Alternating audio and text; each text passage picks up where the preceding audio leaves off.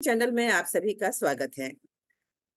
मित्रों, पिछले एपिसोड में और उसके पहले वाले एपिसोड में जब आपने सुना होगा, तो आपने ये ध्यान दिया होगा कि हमने आपके जीवन से जुड़े एक विषय को लिया था, और वो विषय था लव, कॉन्फ्लिक्ट और लाइफ। यानी ये जिंदगी से जुड़ा हुआ विषय है कि जिंदगी है तो उसमें कहीं ना कहीं आपको किसी न किसी से प्रेम होगा ही, और उस प्रेम में अगर कहीं कॉन्फ्लिक्ट होता है तो उसका कारण क्या है। और ये विषय जो बड़ा रोचक विषय था, तो उसमें कॉन्फ्लिक्ट ना हो ये जानने की कोशिश हमने की थी अपने विद्वान से, जो हमसे जुड़ते हैं वाराणसी यानी काशी से। और वो हैं बहुतत्ववेत्ता। देखकर तो आप पहचानते ही होंगे, और आपको अपने मित्रवत भी लगते होंगे, और इनके ज्ञान और मुस्कान के तो आप भी कायल होंगे। मैं तो हूँ कायल। तो चलिए सबसे पहले अपने विद्वान मेहमान का स्वागत करें। डॉक्टर गौतम चैटर्जी, आपका स्वागत है इस अंक में। आनंद आनंद। और मित्रों, आपको एक चेहरा और दिख रहा होगा, जिन्हें आपने पिछले 2 एपिसोड्स में भी देखा है। अब वो भी हमारी बिल्कुल मित्र हो गई हैं। बड़ी अच्छी बातें करती हैं, बड़ा अच्छा स्वर है उनका, वाणी उनकी बड़ी मीठी है। तो आइए उनका भी स्वागत करें। मधुलिका पांडे जी, आपका भी इस अंक में स्वागत है। धन्यवाद नीता जी, नमस्कार। और नमस्कार सर। और मधुलिका जी, जब आप हमारे मेहमान को तो पहचानती है, पिछले 2 एपिसोड्स में हम साथ रहे हैं। तो हम जब इस एपिसोड को एक कंक्लूजन पे लाने की कोशिश कर रहे हैं, तो हम ये चाहते हैं कि कंक्लूजन पे लाने से पहले एक विषय पे आके हम रुक गए थे, और हमारे विद्वान ने कहा था कि इस विषय पे चर्चा करने के लिए कम से कम हमें 2 घंटे चाहिए। तो हमने उनसे रिक्वेस्ट की थी कि नहीं, आप इस विषय को 1-2 सेंटेंस में कंक्लूड करें। तो उन्होंने कहा तो वही तो मैं कर रहा हूँ। तो हम उनका आशय समझ गए थे कि ये विषय लंबा चलेगा। लेकिन जब इस एपिसोड का, पिछले एपिसोड का प्रसारण हुआ, तो मैं अपने विद्वान को बड़े ध्यान से सुन रही थी, और मैं सोच रही थी कि ऐसा बहुत कम, ऐसे बिरले लोग होते हैं जो किसी विषय पर इतना धारा प्रवाह बोले। धारा प्रवाह बोलना तो एक अलग बात है। धारा प्रवाह बोलने के साथ ही सार गर्भित भी बोले, सार्थक भी बोले, और सहज सरल भी बोले। तो ये सारी चीजें जब मैं सोचने लगी, तो मैंने सोचा कि अरे, वाणी भी क्या वरदान है ईश्वर का। मिलती सबको है, लेकिन ऐसा बहुत कम लोगों में होता है जो आपको मंत्रमुग्ध कर देती है, बांधती है। और वाणी के बारे में मैं बहुत ज्यादा तो नहीं जानती हूँ, लेकिन जिनकी वाणी बहुत प्रभावित करती है या जिनके बारे में सुना है, उनमें मैं महात्मा गांधी के बारे में जानती हूँ कि जब वो बोलते थे तो पूरी की पूरी भीड़ मंत्र मुग्ध होके सुनने लगती थी, और उनका जादू जैसे पूरी भीड़ पे चलता था। और वो जो कहते थे, लोग वो करने को तत्पर हो जाते थे। और पिछले जब आपने 64 एपिसोड्स में हमारे विद्वान को सुना होगा, तो कहीं ना कहीं आपके अंदर परिवर्तन तो अवश्य आया होगा। मैं मतलब ये मान ही नहीं सकती कि आपके अंदर परिवर्तन ना आया हो, आप प्रभावित ना हुए हो। तो जब हम लाइफ, लव और कॉन्फ्लिक्ट, इसको अपने मेहमान से कहेंगे कि वो उसको एक निष्कर्ष पे, कंक्लूजन पे ले जाएं। उसके बाद मैंने इसीलिए पहले ही उन्हें ये विषय बता दिया है कि हम वाणी पे आपसे बहुत कुछ जानना चाहते हैं कि ऐसा क्या है कि हम वाणी कैसे आई प्रभाव में, यानी भाषा कैसे आई, और भाषा का इतना सही और इतना सार्थक उपयोग आप कैसे कर लेते हैं। तो सबसे पहले गौतम जी, हम ये जानना चाहेंगे, पिछले एपिसोड में भी मधुलिका जी ने भी कहा था, और हमारे एक और दर्शक मेहमान थे हमारे साथ, अभिनव राज श्रीवास्तव, उन्होंने भी कहा था कि लव है तो कॉन्फ्लिक्ट होगा ही, उसमें हम एडजस्टमेंट कर सकते हैं। लेकिन आपने कहा था कि ये जो द्वंद्व है, वो एक ऐसा रास्ता हो सकता है जिससे ये द्वंद्व ना हो। तो सबसे पहले आप ये बताइए कि प्यार में, जिंदगी में द्वंद्व ना हो, हम साथ साथ चलें और सतत चलते रहें, ये कैसे संभव है?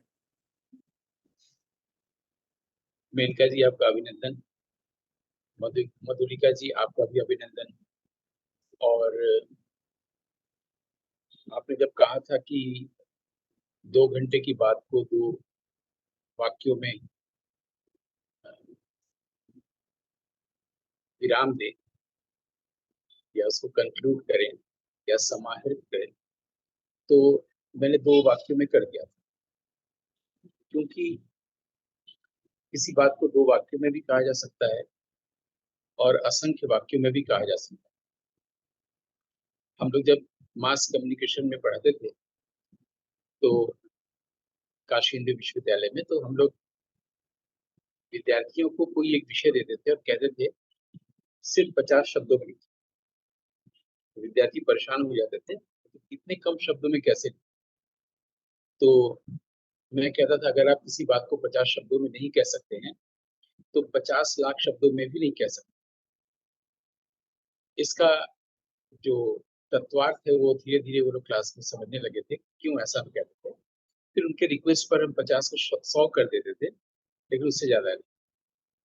तो किसी भी बात को कम शब्दों में भी कहा जा सकता है, जरूरत पड़ने पर और शब्द जोड़े जा सकते हैं, और अभी ये कहा जा सकता है कि अगर हम लोग अपनी भाषा को शुद्ध कर लें, जैसे हम लोग खाना खाने के बाद मुख को शुद्ध करते हैं ना, मुख शुद्धि लेते हैं, तो वैसे ही वाक शुद्धि अगर हो जाए, मैं वाणी की जगह पर जानबूझकर वाक बोल रहा हूँ क्योंकि वो करेक्ट वर्ड है, वाक शुद्धि।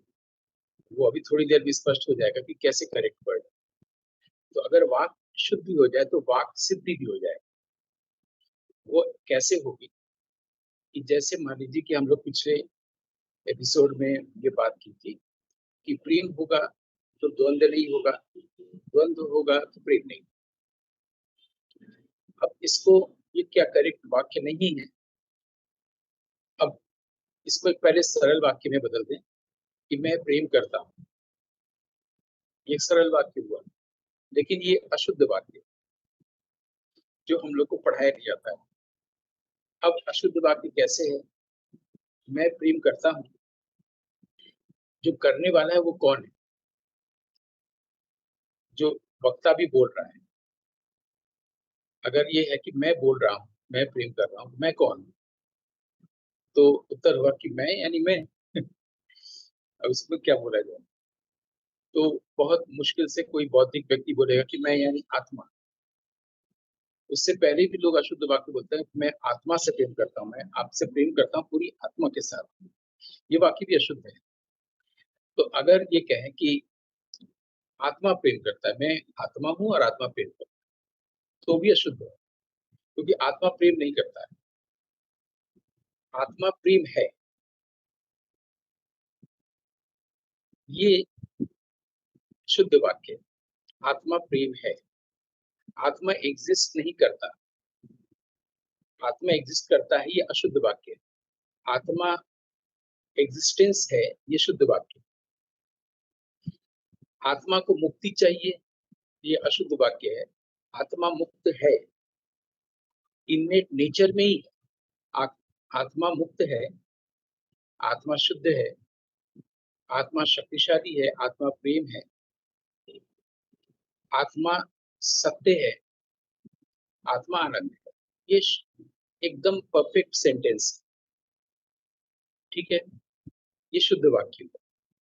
अब अशुद्ध से शुद्ध की ओर हम लोग जब जा रहे हैं, तो कैसे इसको अशुद्ध से शुद्ध करते हैं? अभी वक्ता ने ये कहा कि अगर हम लोग भाषिक शुद्धि साथ लेकर बात करें तो भाषिक सिद्धि भी हो जाएगी, क्योंकि अक्सर ये देखने को मिलता है कि कुछ लोग काफी बहुत बोलते हैं, जिसको हम लोग वाचाल कहते हैं। कुछ लोग वर्ड मॉन्गर्स होते हैं, कुछ लोग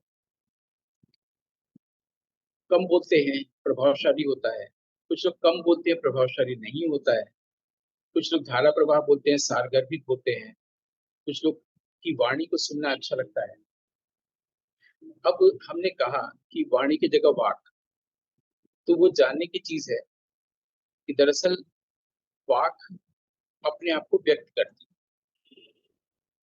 अब अभी तक मैं कह रहा था आत्मा होता है, वाक होती यानी आत्मा पुल्लिंग है, वाक स्त्रीलिंग है ना। तो वाक ही अपने आप को व्यक्त करती है, ये हम कैसे बोलते हैं या कैसे बोल रहे हैं। अब इसके लिए हमें ज्ञान की तरफ जाना पड़ेगा, इसके लिए हमें वेद की तरफ जाना पड़ेगा। वेद यानी लिखा हुआ साहित्य नहीं, वेद यानी वो ज्ञान जो प्रकट हुआ था ऋषियों को दिखा था। हम लोग ये सोचते हैं कि हम लोग कोई रचना करते हैं किसी कविता की, किसी गद्य की, हम लोग ये सोचते हैं कि ऋषियों ने मंत्र की रचना की है, वेदों की रचना की है। ये भाषिक अशुद्धि है, ये वाक्य शुद्ध नहीं। दरअसल चीजें हैं, उसे कोई देखता है, कोई नहीं देखता है। और इसके लिए भी कहा गया है कि ज्यादातर लोग जो हैं वो देखते हुए भी नहीं देखते, सुनते हुए भी नहीं सुनते, लेकिन कुछ लोग हैं जिनके पास वाक खुद अवतरित होती है, अपने आप को प्रकट करती हैं, अपने आप को प्रशस्त करती हैं, अपने आप को अनावृत कर, अपने आप को प्रकाशित कर। ये वाक खुद ऐसा करती है। इस स्थिति में हम लोग कैसे आए और उस समय वाक के साथ मिलकर प्रेम की क्या भूमिका हो, इसको हम लोग इस तरह से एक विषय प्रवेश हो सकता है। लेकिन ये तभी हो सकता है, अभी तक जो बोला गया, वक्ता ने जो बोला, ये कहाँ तक सरल और स्पष्ट हुआ, अगर आप लोग बता सके, मधु जी, मेनका जी।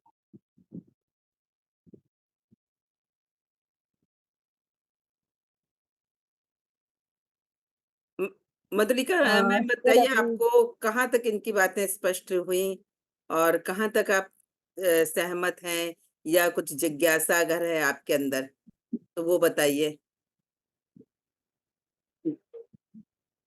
जहाँ तक सर ने जो बोला, तो उससे मैंने ये देखा कि जैसे सर ने बोला वाक, तो ये बात सत्य है कि भाई कुछ चीजें हम लोग अशुद्ध ही बोलते हैं, क्योंकि हमें इतना ज्ञान नहीं है। अगर हम ज्ञान की ओर जाएं पढ़ने, या जैसे सर जैसे लोगों की संगति में रहें, तो शायद है कि हम ज्यादा अच्छा बोल पाएंगे, ज्यादा अच्छे वक्ता बनेंगे और शब्दों का सही चयन कर पाएंगे। हमारे हिसाब से वाक्य में शब्दों का सही चयन होना आवश्यक है ना। कोई भी वाणी या वाचन के लिए हमें शब्द शुद्ध चुनने चाहिए। हम लोग ये जब बोलते हैं तो ये नहीं कि समझते हैं कि क्या बोल रहे हैं, उस जगह पर किन शब्दों का इस्तेमाल होना चाहिए। तो सही कह रहे हैं, सर की बातों से पूरी तरह सहमत हूँ कि मतलब शब्दों का सही चयन हो और ज्ञान की तरफ आदमी को जाना चाहिए। तो वेदों का ज्ञान थोड़ा होना चाहिए। पर जहाँ तक मेरा ख्याल है, वेद तो खैर मैं नहीं पढ़ी हूँ मैडम, पर व्याकरण थोड़ा हमारे लिए अच्छे रहते हैं। हिंदी व्याकरण, संस्कृत व्याकरण से थोड़ा हमारा जो ज्ञान है वो बढ़ता है और उससे हम वाक्य को शुद्ध कर पाते हैं, शब्दों का सही चयन कर पाते हैं। इस बात से मैं उनके सहमत हूँ। बिल्कुल। और हम भी ये मानते हैं कि अ, हमने गौतम जी से बहुत सीखा कि सिंटेक्स सही होना चाहिए। जैसे एक बहुत छोटी सी बात ये बताते हैं कि ध्यान करने की चीज नहीं है, ध्यान देने की चीज है। उन्होंने हमें जैसे बताया कि बचपन में जो बच्चों से हम ये कहते हैं कि पढ़ाई पर ध्यान दो, वो सही बात है। लेकिन जहाँ हम ये कहते हैं कि ध्यान करो, तो जब हम पढ़ाई पर ध्यान देने की बात करते हैं तो एक हमारे पास ऑब्जेक्ट है कि हम पढ़ाई के ऊपर ध्यान देने की बात करते हैं। लेकिन जब हम ध्यान करें तो किसका करें? तो ऐसे बहुत सारे सेंटेंसेस उन्होंने बताए और बहुत सारी अब आप तो पिछले 2 एपिसोड से हमारे साथ जुड़ी हुई हैं, तो उनके बारे में क्या कहा जाए सचमुच। मैं तो कभी-कभी निःशब्द हो जाती हूँ। तो गौतम जी आप बताइए, इसके आगे बताइए, हम लोग सचमुच बहुत तो जी। वक्ता ये जानना चाहता है कि जो विषय प्रवेश अभी हुआ, उसको आगे कंटिन्यू करे ना, नीरस तो नहीं हो जा रहा है। बिल्कुल नहीं, हम्म, बिल्कुल नहीं। बिल्कुल करिए। तो जैसे कि अभी मधुलिका जी ने कहा कि कई बार हम लोग सही शब्दों का प्रयोग नहीं करते ना, और सही शब्दों का प्रयोग नहीं करते कोई दोष की बात नहीं है, लेकिन सही शब्दों का प्रयोग करें, ये तो कोशिश कर सकते हैं। सही शब्दों का प्रयोग करें का मतलब क्या है कि हमें शब्द और अर्थ के बीच का जो संबंध है वो पता हो, और जिस बात को कहना है उसके लिए सही शब्द क्या है उसको हम लोग एक बार ढूंढे विचारे, तो यानी हमें उसका ज्ञान, क्योंकि वेद में ही ये कहा गया है कि बहुत सारे लोग होते हैं, वो बहुत कुछ बोलते रहते हैं और उसका कोई मतलब नहीं। अक्सर ये देखा गया है, इसकी तुलना की गई है ऐसे गाय के साथ जो हमेशा चरती रहती है और वो बैरन, हाँ मतलब वो बच्चे को जन्म नहीं दे सकती, वो दूध नहीं दे सकती, तो बैरन है। जैसे बैरन वुमेन होता है, ऐसी बैरन गाय। क्लियर है ना? बैरन के लिए हम हिंदी शब्द जानबूझ के लिए जा रहे हैं, उसको बंद है सही सही शब्द है, लेकिन बैरन क्लियर हो गया ना, बैरन का मतलब क्या होता है। तो जो गाय जन्म नहीं दे सकती, जो गाय दूध नहीं दे सकती इसमें, और खूब चलती रहती है, ऐसे बहुत से वृक्ष होते हैं इसमें फल फूल नहीं लगते, ये उपमा दिया गया है वेद में ही, और कहा गया है कि बहुत लोग इसी तरह से बोलते रहते हैं, उसका उसमें कोई फल फूल नहीं लगते, उसका कोई प्रभाव नहीं होता है। अब ये सारी चीजें हैं कि अ, कैसे क्या बोले, वाक्य कैसे सही हो, और हम क्या कहना चाहते हैं, क्योंकि हमें ही जब स्पष्ट नहीं होता है तो हम दूसरों को कैसे स्पष्ट करेंगे। जैसे कई टीचर्स क्लास में आते हैं और किसी विषय को पढ़ाते हैं, वो उनके पास ही स्पष्ट नहीं होता है, इसलिए बच्चों को भी स्पष्ट नहीं हो पाता है। अब उनके पास वीटो पावर होता है टीचर का, तो कोई बच्चा बोल भी नहीं पाता है। टीचर्स कोशिश करते हैं किसी बात को बहुत घुमाने की, बहुत कॉम्प्लिकेट करने की, लेकिन वही उनके पास जब क्लैरिटी होती है, सुस्पष्टता, तो उसको किसी भी तरीके से वो समझा सकते हैं बच्चे, किसी भी लेवल पे आके।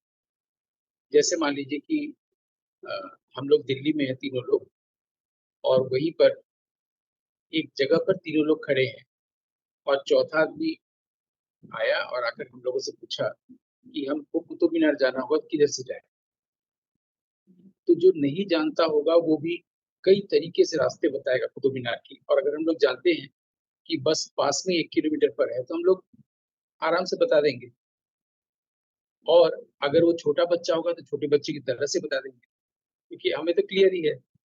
हम तीनों ही उसको बहुत अच्छे से इस तरह से बताएंगे कि बच्चा समझ में आए, बच्चे को समझ में आए। वैसे ही कोई महिला है, महिला को समझा देंगे, कोई गांव का आदमी है तो उसको उसके तरह से समझा देंगे, कोई बिल्कुल बौद्धिक व्यक्ति है, शहरी आदमी, उसको उसकी तरह से बताएंगे। यानी हम लोग की भाषा कोई भी हो सकती है, शैली कोई भी हो सकती है, लेकिन हम लोग उसको समझा देंगे। लेकिन जिसको नहीं आता था उसने भी उसको बताया, और उल्टा बताया।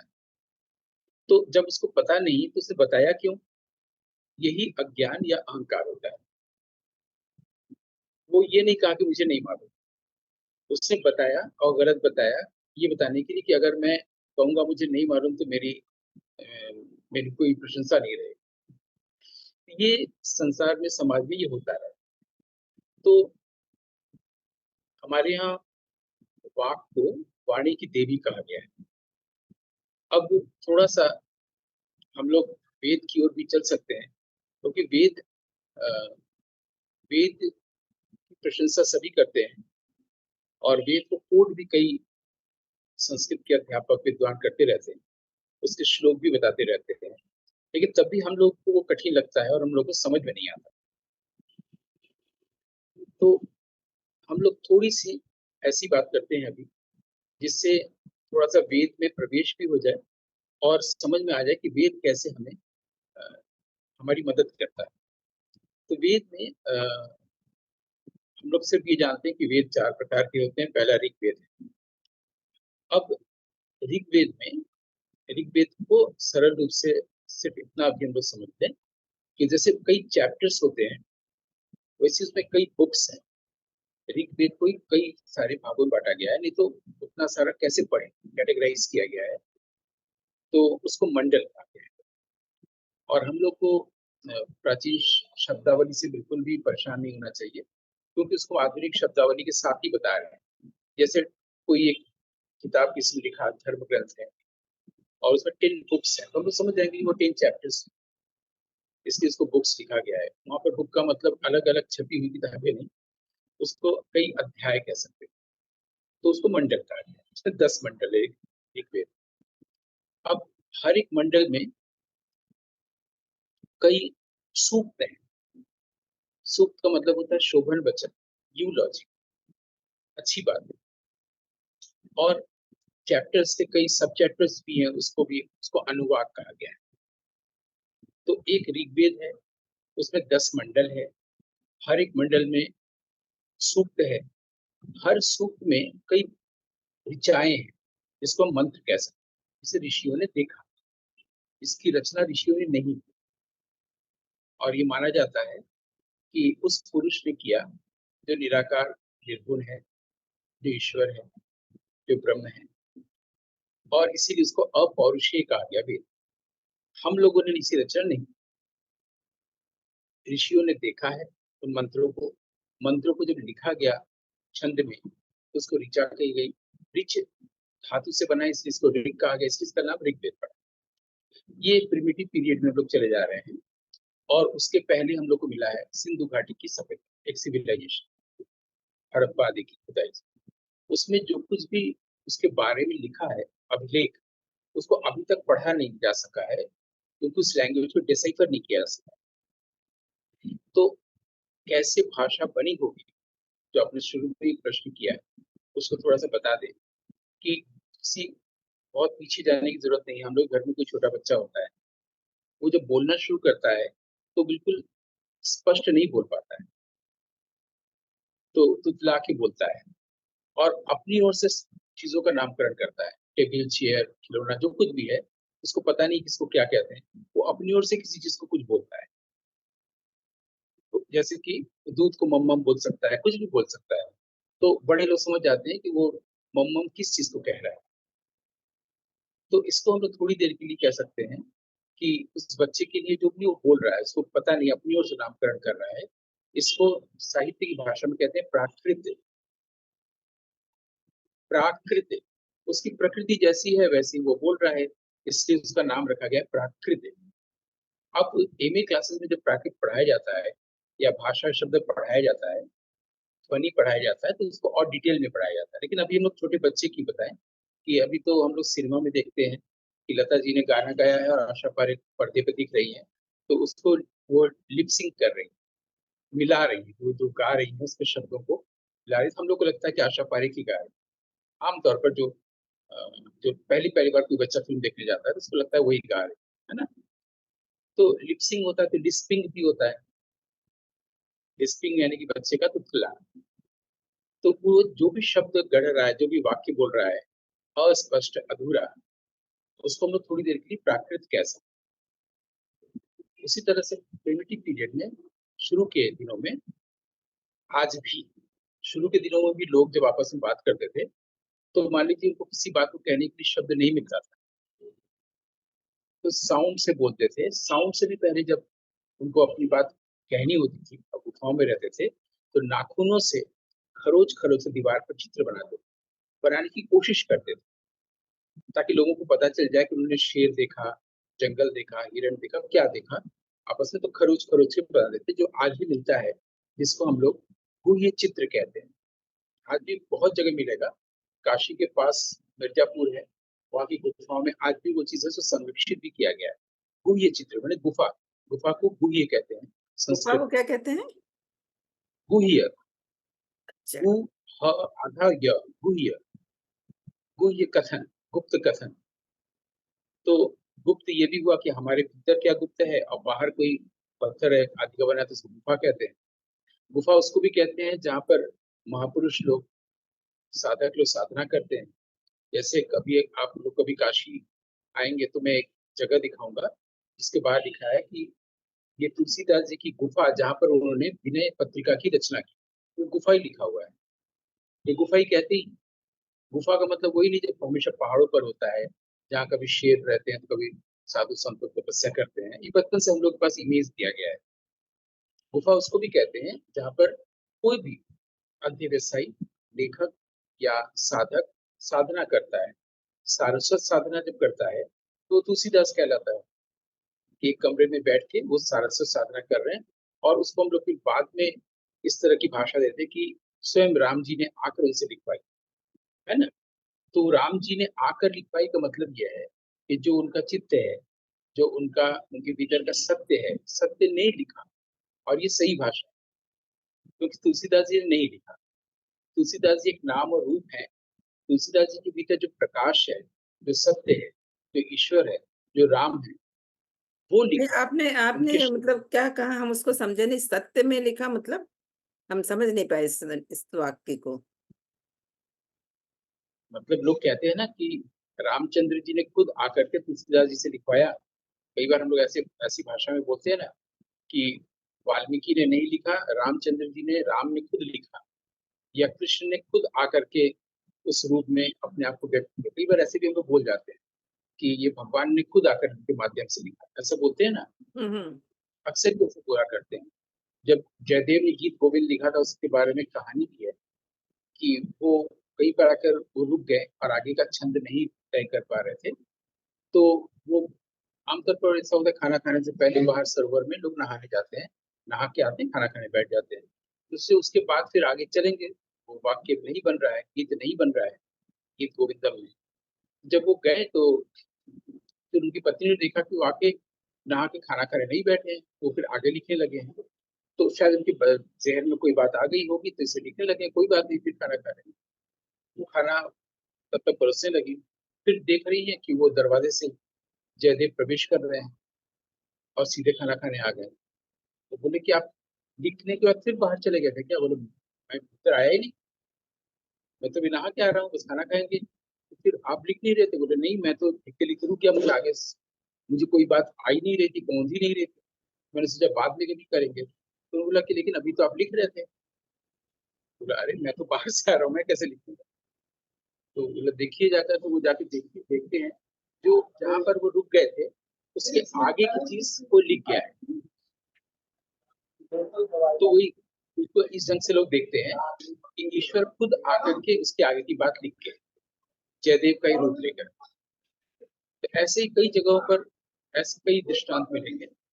बनारस में, काशी में श्यामाचल लाहिड़ी महाशय है, उनसे कोई मिलने आए हैं, और वो तब तक एक व्यक्ति भी और आ गया लाहिड़ी महाशय से मिलने। तो वो उसने बोला कि लाहिड़ी महाशय तो स्नान करने सीढ़ियों से नीचे घाट गए हैं, आप जाके वहाँ मिल लीजिए।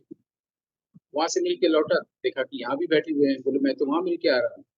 तो जो जिस रूप में ईश्वर से मिलना चाहता है संत पुरुष से, संत पुरुष उसी रूप में उससे मिल लेता है। ये है इन कहानियों का मतलब। क्योंकि आपने पूछा तो मैं थोड़ा और डिटेल में चला गया। उससे पहले हम बात ये कर रहे थे कि एक छोटा बच्चा जिस तरह से बात करता है उसको हम लोग कह सकते हैं प्राकृत। और पहले भी लोगों को जब अपनी बातचीत करने के शब्द नहीं मिलते थे तो अपनी ओर से नाम दे देते थे, तो प्राकृत भाषा। जैसे आज भी बहुत सारे लोग कई शब्दों पर सही शब्द ना बोल के इसकी जगह पर कोई शब्द बोल देते हैं, फिर वही लोक प्रचलित हो जाता है। ये प्राकृत है।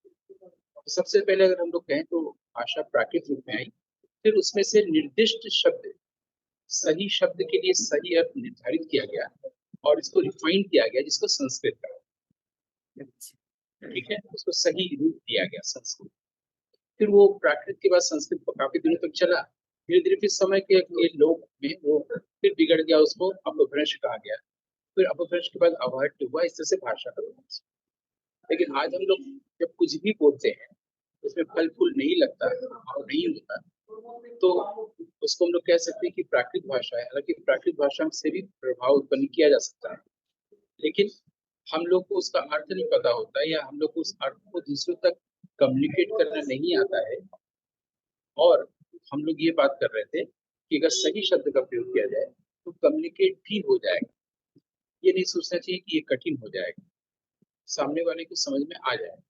तो हम लोगों ने पहले ही ये एक वाक्य को इस तरह से सुधारा कि हम प्रेम करते हैं ऐसा न कह के प्रेम हो रहा है, अगर ये कहें कि शुद्ध है। कैसे शुद्ध है?